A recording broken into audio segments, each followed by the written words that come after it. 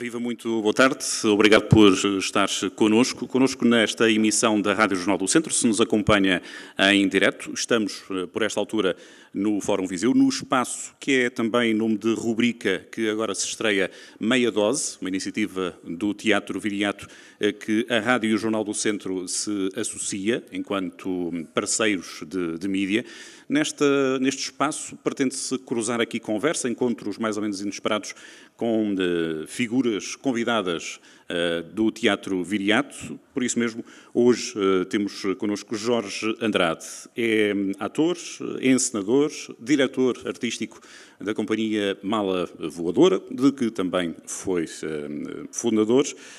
Jorge, pergunto-lhe, antes de começarmos a conversa, seria indelicado começarmos de outra maneira, saber com quem estamos a falar. O Jorge é apresentado como uma figura sempre colada à Mala Voadora, é um nome indissociável da companhia e da atividade, mas como é que o Jorge chegou a esta atividade que ia até o momento da inauguração da companhia em 2003? Olá, boa tarde a todos. Eu estou estou completamente ligado à Mala Voadora e para mim até neste momento é um pouco difícil falar de mim sem falar da Mala Voadora, porque o trabalho intromete-se tanto na minha vida pessoal e a minha vida pessoal eventualmente no trabalho, que torna-se para mim complicado distinguir ambas as pessoas, mas existe um Jorge Andrade que é pai e que tem a sua família mas desde que me lembro que eu... Não, houve ali uma altura que eu queria ser médico, mas devia ter para aí uns 6 anos, e sempre quis fazer teatro. Grande parte da minha longa vivência, que conta já com 48 anos, não é? Grande parte do tempo foi ainda ocupado enquanto ator. Uhum. Eu fiz o conservatório e trabalhei durante um longo período numa companhia de teatro, que era o Teatro da Garagem, enquanto ator. E depois, quando saí do Teatro da Garagem, eu quis experimentar trabalhar com diferentes encenadores,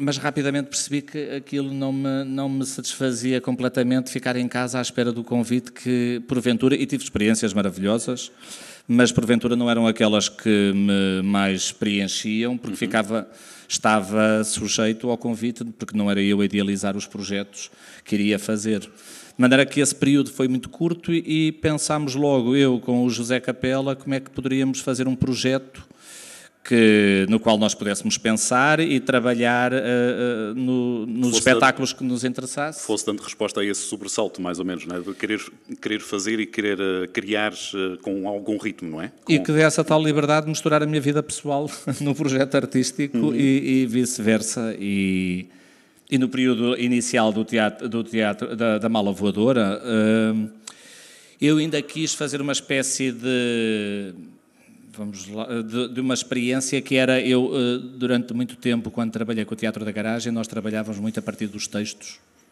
do Carlos Jorge Pessoa, na altura, e quando o que me impossibilitou, não é nenhuma fatalidade, foi o que foi na altura, trabalhar alguns outros textos, digamos, mais clássicos, ou trabalhar com outros encenadores cujo trabalho eu também ia seguindo e que gostava de experimentar. E então a Mala Voadora passou numa primeira fase um período em que nós escolhíamos o texto, poderia ser Strindberg, ou Albi, ou Coltese, e escolhíamos, eu na altura achava isto um luxo desmedido, escolhíamos o encenador que pudesse vir trabalhar connosco e que nós achávamos que melhor se adequava a cada um destes projetos. Isso foi uma fase de descoberta, de adaptação daquilo que poderia ser o seu caminho, o seu estilo, ou o vosso estilo na companhia, ou foi um bocadinho ao contrário, digamos assim? Eu acho que foi para fazer uma espécie de higienização sobre um processo do qual vinha e a que estive muito ligado, e não queria começar logo a fazer os meus projetos, apesar de dramaturgicamente os projetos serem trabalhados por nós, mesmo quando os convites eram dirigidos a diferentes encenadores, mas queria Não me queria lançar logo eu próprio nem encenação, nem a escrever os textos, como mais tarde depois acabou também por acontecer na Mala Voadora. Quis passar por um período em que divertia-me imenso ser ator e ter um encenador responsável pela parte, digamos, mais chata. Quer dizer que esse papel de encenador já estava, digamos assim, desenhado, já estava apontado no futuro, era um marco que querias chegar. Sim, isto também... Isto tem tudo uma particularidade, que é quando nós olhamos para trás, parece que isto tudo obedeceu uma lógica e a vida vai-se vivendo, foi acontecendo. Uhum. Não sei se não tinha nenhuma carta escondida no bolso quando chamei o João Mota, deixa-me lá aprender aquilo que tens para ensinar e eu que já vou aplicar. Foi acontecendo, tanto que até depois na prática os espetáculos que nós viemos a desenvolver na Mala Voadora pouco têm a ver com os trabalhos que passámos naquele período inicial da Mala Voadora, e que já foi há 18 anos. Fazendo assim as contas para trás, uma pessoa às vezes tem que recorrer à máquina calculadora para perceber quanto tempo passa ou não se preocupa muito com isso. E confesso que disse 18 e fiquei logo a pensar, será? Já passaram tantos, não é? sei, acho que sim. Neste percurso da Mala Voadora, para quem não conhece a companhia, começou como criadora, pelo que eu pude perceber, hoje faz também um pouco de programação. Isso também estava nesses planos ou foi algo que foi surgindo também naturalmente? Não, isso aconteceu devido aconteceu como finalmente nós, tal como a grande parte das companhias que surgiram, mesmo aquelas que surgiram um pouco antes da Mala Voadora e muitas daquelas, se não a grande maioria, das que surgiram a posteriori, nós tivemos a particularidade de não ter um espaço. E o que tivemos, tínhamos parceiros, olha, como o Teatro Viriato e outros, que foram coproduzindo e possibilitando que os nossos trabalhos fossem desenvolvidos e apresentados a um público. Mas qualquer grupo tem sempre um desejo de ter o seu espaço, porque julgamos que isso vai nos proporcionar outras condições de trabalho para desenvolver os nossos projetos criativos de uma forma mais autónoma, digamos assim, não tão dependente de calendários, que lá está, que também terão que ser negociados com as outras instituições que gentilmente a nós se juntam, não é? O Mala Voadora aí então não estaria com a ambição de ficar preso a um espaço, ainda assim? Não, finalmente quando esse espaço apareceu, e ficámos que foi no Porto, na Rua do Almada, um espaço que é de apresentação, mas também de residências. Quando apareceu, nós finalmente dissemos, uau, temos aqui o nosso espaço, só que coincidiu que naquele mesmo período, o nosso espaço, este espaço que estamos a falar, e quem conhece a Mala Voadora, que é uma referência nacional, é uma black box pequenita. Tem 7 metros de largura, a profundidade é jeitosa. A particularidade da Mala Voadora no Porto é de associar as instalações para a residência dos artistas com o espaço de ensaio e apresentação e a localização da própria Mala Voadora na cidade do Porto. Mas dizia eu, quando isso apareceu, nós, e que ficámos bastante contentes que finalmente tínhamos o nosso espaço, nós começámos a apresentar os nossos trabalhos e a idealizar trabalhos com uma outra escala para grandes palcos, o que nos deixou numa situação que finalmente tínhamos o espaço que tanto desejámos e não tínhamos espetáculos. E então aí começou, tal como as estruturas que nos foram acolhendo ao longo daqueles primeiros 10 anos da Mala Voadora, nós começámos a acolher outras estruturas de uma forma algo esquizofrénica no início, que tal como também abrimos a porta e fomos deixando entrar projetos que nos chegavam, com o tempo fomos tendo a capacidade e para melhor também prestarmos o nosso trabalho aos artistas que lá se apresentavam, fomos selecionando aqueles que melhor se adequavam à Mala Voadora no Porto e que nós também melhor poderíamos dar resposta para as necessidades desses projetos. E, mais recentemente, nós acabámos por fazer uma reflexão que era o que é que faz, porque eu não sou programador, nem o José Capela, que partilha comigo a direção artística da Mala Voadora, nós não somos programadores, somos artistas, mas também não somos só artistas, porque, como estava a dizer, também neste momento programamos, e aquilo que nós procuramos, e que procuramos ainda dar algum sentido, é o que é que torna especial a nossa programação e o que é que torna especial a nossa criação quando nós também somos programadores. E tentamos agora entrar num diálogo com esses artistas que por lá passam na Mala Voadora. Porventura, neste momento, temos passado uma fase em que estão mais em residência e não tanto de apresentação. Também vemos aliás, estou aqui alegremente sem máscara.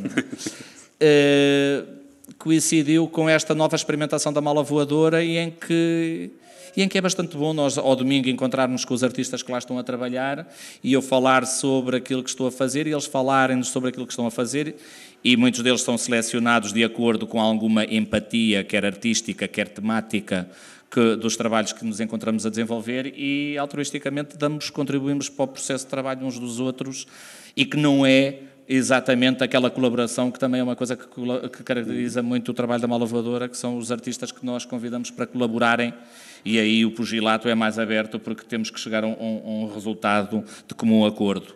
Este diálogo que temos com os artistas que passam na Mala Voadora no Porto é mais tipo, olha, toma lá esta ideia e se a deitares para o lixo, é fazer o teu caminho. Exatamente, é mais um diálogo do que propriamente uma colaboração. Sim, com balizas muito, muito definidas, o que também não seria próprio da área do espetáculo, da área do teatro, não é? Seria a parte criativa tem que existir sempre como uma gênese de trabalho, não é? E de colaboração entre as pessoas que fazem esse espetáculo, tem mesmo que ser assim, não é? Sim, e nós... Este nosso trabalho é um pouco porque é feito de diálogo com outros artistas, mesmo aqueles que são intérpretes em determinado espetáculo, ou que são o autor, ou que é o cenógrafo, é sempre um trabalho de equipa. Mas às vezes, tipo quando nós da Mala Voadora, nós convidamos autores que vêm dirigir o projeto connosco. E há sempre aquela fronteira, e nós temos experiências com a mesma pessoa bastante distintas, com resultados bastante distintos e processos bastante distintos, que é onde é que nós nos encontramos genuinamente enquanto artistas, quando não é a cedência que nos leva a encontrar um território comum, mas é uma empatia artística, e que essa empatia é rara, não é? E às vezes temos que passar por muitos processos em que essa empatia não acontece, acontece mais cedências de parte a parte, mas também se calhar quando essa empatia acontece por ser tão preciosa que vão existindo estas colaborações. Tal como a do Teatro Viriato. Mas aí já lá vamos. Fica uma pergunta que, entretanto, me surgiu ao ouvi-lo falar, Jorge. A cultura, o espetáculo de teatro, mas não só, tem uma percepção, e Miaço concorda com ela ou não, de que é, de quando em vez, se não sempre, algo elitista. É feito por um grupo de pessoas para um grupo de pessoas. Não é, naturalmente, pode dizer, não é um espetáculo de massas, pode não ser dirigido por aí, mas não estará muito fechado a um círculo de artistas? Não haverá ali algum pretenciosismo de trabalhar? Há pouco falava com nomes de autores A, B e C. Há essa capacidade do mundo do espetáculo e do teatro em particular, e da sua experiência, obviamente que é isso que interessa aqui, de ouvir o vizinho, de ouvir o resto da comunidade. Não estamos a falar de uma cultura, mas de várias culturas, por exemplo. Sim, eu acho que isso, quer dizer, qualquer artista tem como objetivo comunicar no caso, falemos do teatro mais concretamente, tem como objetivo comunicar com um público, seja ele mais restrito, seja ele mais alargado. Às vezes, eventualmente, aquilo que poderá ser entendido como espetáculos que acabam por ser mais herméticos, porventura não será a vontade do artista que ele assim seja. Se calhar é determinado tema ou a forma como o próprio artista se relaciona com esse próprio trabalho que acaba por ser às vezes, períodos mais autorreflexivos e que nos ajudam depois a desenvolver espetáculos ou projetos futuros que para um público mais alargado.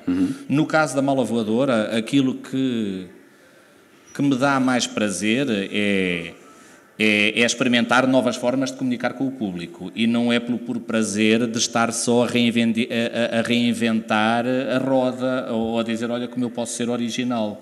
É de facto como é que nós, cada projeto que nós fazemos ou que eu escolho fazer enquanto diretor na Mala Voadora é, em primeiro lugar, para eu conhecer melhor ou eu passar algum tempo da minha vida a trabalhar sobre determinado assunto que não domino. E, portanto, eu passo algum tempo a conhecer esse assunto e depois esse assunto necessariamente para mim estará ligado a uma nova forma de comunicar, porque ele próprio é novo para mim e eu, para chegar ao público, vou tentar desenvolver uma forma de contar aquela história. E aí acho que como é que entra a variante do público aqui perante a minha experiência enquanto também cidadão normal, como é que eu me relacionaria para receber aquele assunto sem ser... Porque aqui é que está a dificuldade, de uma forma didática, para que ele possa fazer um sentido imediato para o público em geral. Ele assenta logo aqui num território mais especulativo, que é onde a arte se encontra, e aí poderá, infelizmente, às vezes poder ser mais hermético, mas no nosso caso é colocá-lo neste patamar especulativo do que é a arte, e não há nada que me deixe mais feliz do que ver uma plateia que comunga daquele momento, que não tem a ver com uma transmissão de saber ou de acessibilidade mais imediata, mas tem a ver com uma comunhão que está para além do eu saber mais ou isto pertence aqui a uma elite. Essa validação ainda assim é sempre necessária, é sempre bem recebida, não é? A validação da parte do público. Claro. É disso que se vive quem está em palco. Do que as luzes apagarem e ter que ser o iluminador a começar a bater palmas. Isto de chegar a novos públicos, entre também aqui, a talho de foice, permitam-me a expressão, o teatro viriato. Pelo que percebemos das suas palavras, Jorge, é digamos assim, é um caminho que tem sido feito já de há alguns anos esta parte. Chega a Viseu, nesta altura, em outubro, para estrear às portas de fim de semana, entre sexta e sábado, uma peça na sala de Viseu. O que é que nos pode dizer sobre esta peça? Nós, por aquilo que nós percebemos, daquilo que vai sendo divulgado pelas plataformas de comunicação do teatro, apresenta-se como um espetáculo sobre fins. O espetáculo chama-se Off, para quem nos ouve não só aqui na sala do Meia Dose do Teatro Viriato, no fórum, mas também na rádio, chama-se Off. O que é que nos pode dizer que, até porque falamos em Meia Dose, estamos a ter esta conversa em hora de almoço, que nos abre o apetite para vir ao teatro e assistir em específico a este espetáculo?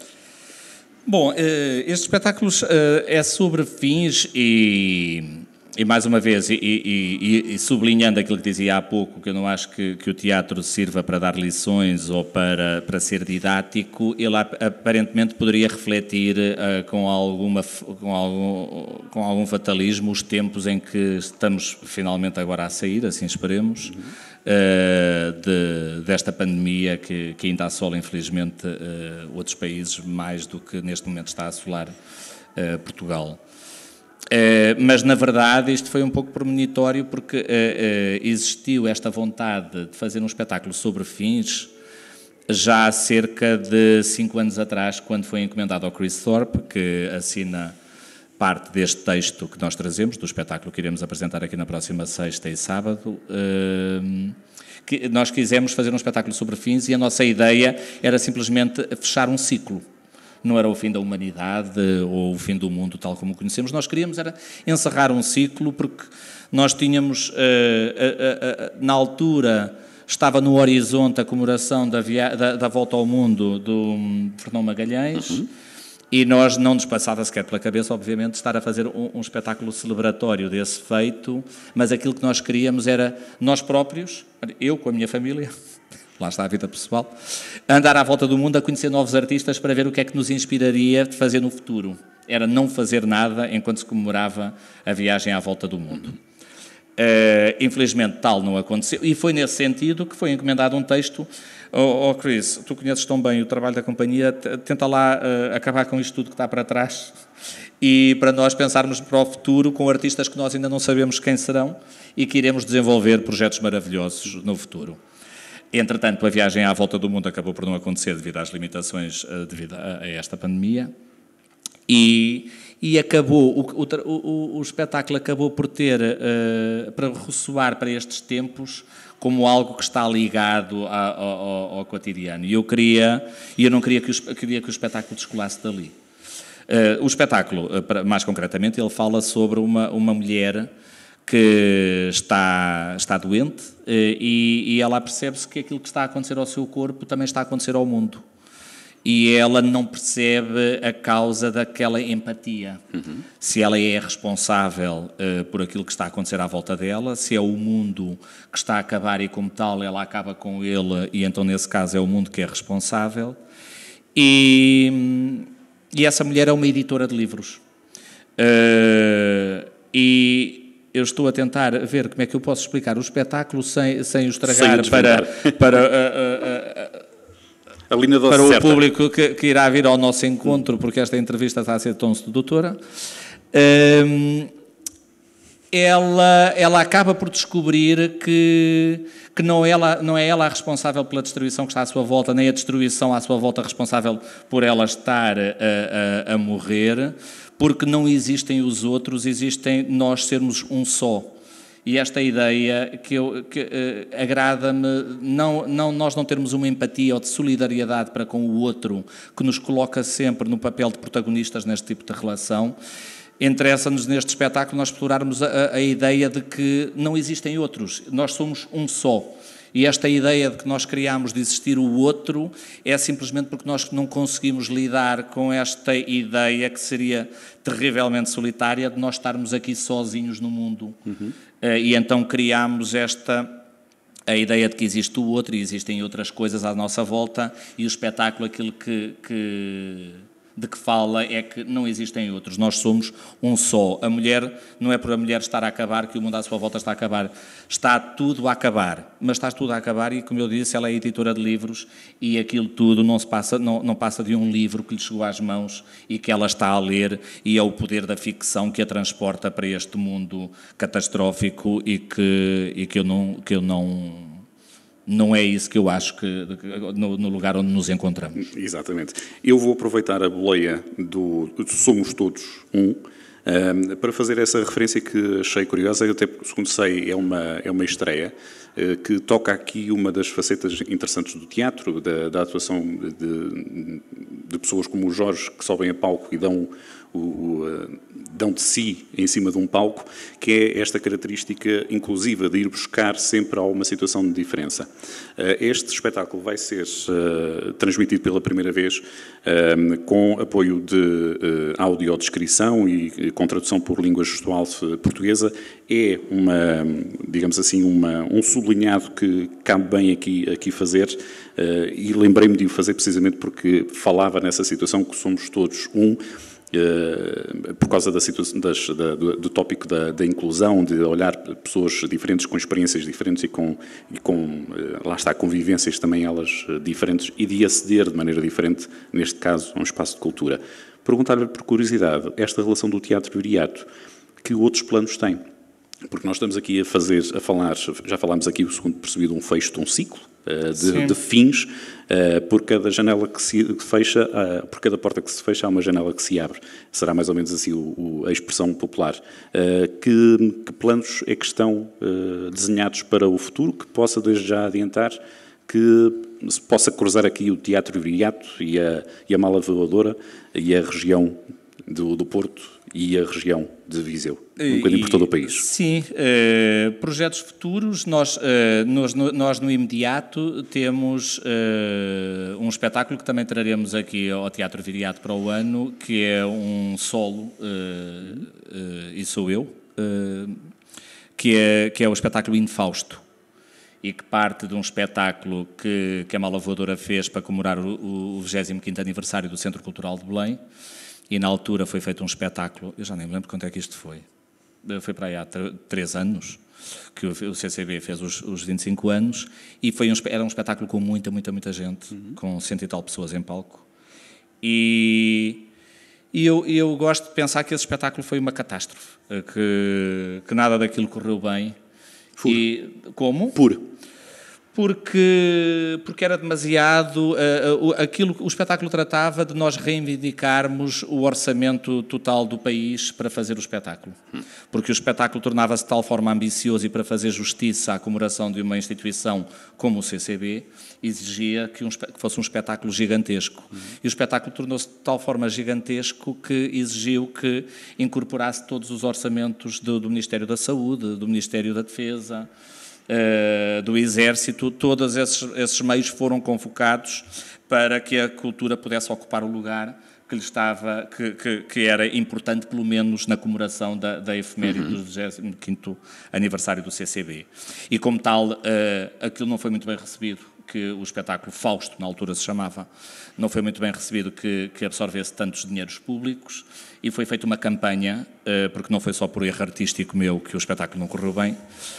Foi feita uma campanha para que o espetáculo não funcionasse, obviamente com interesses que agora não temos tempo, e seria uma conversa demasiado aborrecida para termos aqui. E eu resolvi fazer este espetáculo um pouco subterrâneo, que sou só eu, com a maquete do espetáculo Fausto, a explicar porque é que o espetáculo não funcionou bem.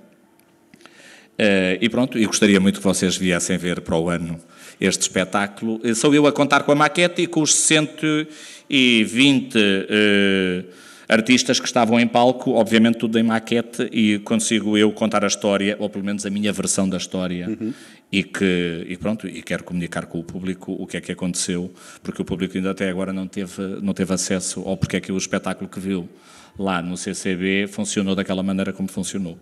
Muito bem, e na parte de, pegando mais uma vez à boleia do nome de Mala Voadora, aquela experiência que veio depois de 2013, salvo erro, de várias presenças pela Europa, também pela América, e isso é a situação também que está nos horizontes, ou pelo menos está neste desejo? Nós temos agora o próximo espetáculo do próximo ano, chama-se Cornucópia, e é uma coprodução entre o Teatro Rivoli do Porto, o Teatro Dona Maria II e o Centro Georges Pompidou, em Paris. E depois da Mala Voadora também tem um outro espetáculo que é em colaboração com a Capital Europeia da Cultura, que no ano 2022 será em Esch, no Luxemburgo, e com o Teatro Nacional da Alemanha, em Cottbus, e com a Culturgest. Estas são as colaborações internacionais que temos, e temos depois as nossas digressões e outros espetáculos, e demos início agora, também em outubro, a um programa que muito nos alegra ter tido o seu início e termos as condições para o levar a cabo, porque a Mala Voadora vai desenvolver nos próximos 2 anos um trabalho no município de Santiago do Cacém, a desenvolver um programa junto das escolas rurais e dos centros de dia e dos desempregados. Isto é no âmbito do programa Connecting Dots, que tem o financiamento do EE Grants e que visa apoiar projetos artísticos experimentais em zonas densamente menos povoadas e onde os públicos estão mais afastados da oferta cultural, e nós quisemos ainda dentro desse território chegar às pessoas estas pessoas que já estão, devido à sua geografia, afastados da maior oferta cultural que ainda infelizmente se encontram nas grandes cidades. Quisemos também, dentro desse próprio território, chegar às pessoas que mais afastadas se encontram dessa oferta, e nós não quisemos ir para Santiago do Cacém, onde vamos ter um centro de residências. Não quisemos chegar lá e apresentar os trabalhos da Mala Voadora, quisemos primeiro apresentar-nos às pessoas, e a forma que nós tivemos de bater à porta das pessoas foi através da rádio, e então estão a ser feitos folhetins radiofónicos e peças radiofónicas, escritas por autores portugueses, e é uma colaboração com artistas quer da Noruega, quer portugueses, do Liechtenstein e da Islândia, em que vamos desenvolver um projeto cultural durante os próximos 2 anos em Santiago do Cacém. O bom das conversas é que, sem sabermos o que nós estávamos aqui a definir, acabaria por tocar e por aqui fechávamos esta conversa, estamos praticamente no limite daquilo que estava reservado. Falta de teatro nas escolas para ir buscar novos públicos e educá-los também para a sensibilidade que é o teatro, facilitando assim essa percepção muitas vezes do outro, de abrir horizontes, de experimentar. O teatro está suficientemente próximo das escolas, no nosso, digamos assim, no nosso ambiente?